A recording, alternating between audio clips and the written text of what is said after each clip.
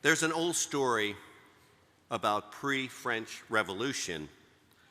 There were two peasants working around the Cathedral of Notre Dame on a very special day, and the king's coach came up with many horses, men, soldiers, and other important people. They opened the door, and the king came out in all his splendor. He was going into church on this very special feast day. And as he walked along the red carpet, everyone before him knelt down and paid him homage. And one peasant said to the other, he was a hard, tall man, he said, "My dream is that one day everyone will be treated as ordinary people, even kings." And the other was a quiet little fellow, and he piped in and he said, "My dream is quite different. You dream that everyone will be treated ordinary. I dream that everyone will be treated like kings." This is what we notice in the Gospels. Jesus, the king, does not look like a king. He is a prisoner. He has been condemned as a blasphemer and an enemy of the state, and he is about to undergo execution. This is a little less than ordinary, but the idea, of course, is that of the two dreams, it is the dream of Jesus that he gives to all of us. It's because he did not come to make us all ordinary. He came to make us kings and queens in the kingdom that he himself would establish. King is a word we do not always use to describe Jesus because we associate the word king with power and majesty, but Jesus did not display that kind of power or majesty. If you heard someone describing Jesus as king, you might reply, "But he was born in a stable." True, Jesus was not the kingly, majestic type. When Satan showed Jesus all the kingdoms of the world and said that they could be his if he worshiped him, Jesus replied that only God is to be worshiped. Satan offered a temptation to display power, but Jesus resisted that temptation always. Jesus avoided all shows of this type of earthly power and authority. Jesus is a king because he has a kingdom, but his kingdom is totally at odds with any display of power in this world. Some people dominate others, abuse their power, and manipulate people, but that has no place in Jesus' kingdom.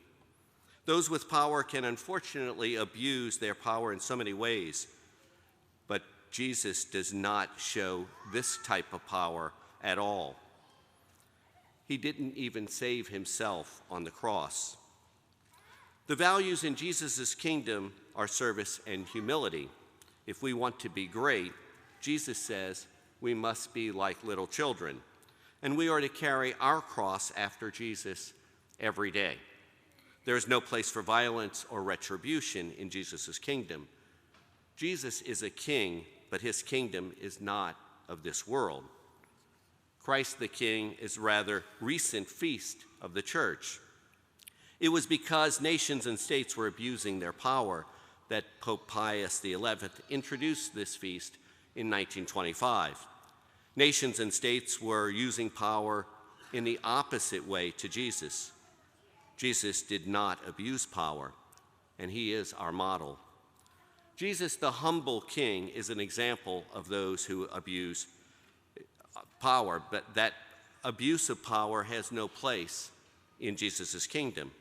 There's no envy or greed or lust for power in Jesus.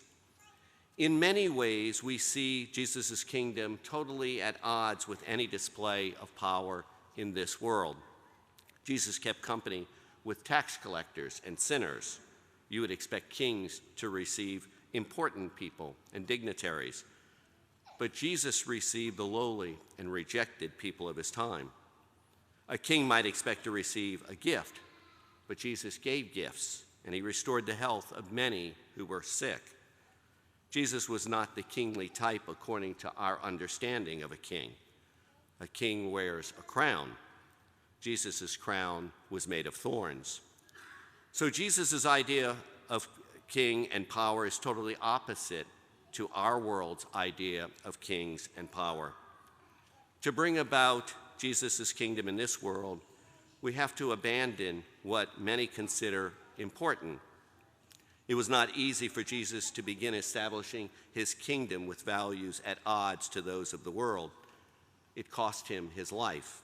It was not easy for the church now trying to establish the kingdom of Jesus in a society growing daily more secular.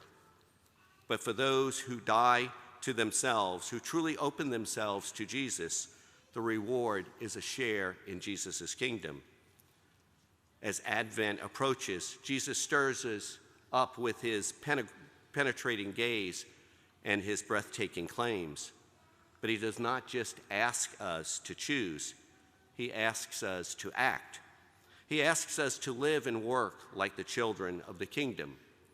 We ought to bring peace because his kingdom is peace, and joy because his kingdom is joy, and fairness and justice because he is a just and fair and leads us to his kingdom.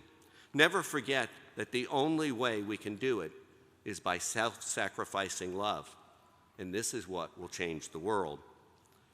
It is truly Christ the King, our King who reigns from a cross, to let us know that it is not power, it is not money, it is not success, none of these things. It is only one thing: give your life for others as Christ the King. My prayer for us today is that we bring peace, joy, and fairness to the world, and that we sacrifice the things that are important in this world so that Jesus' kingdom can be brought to everyone.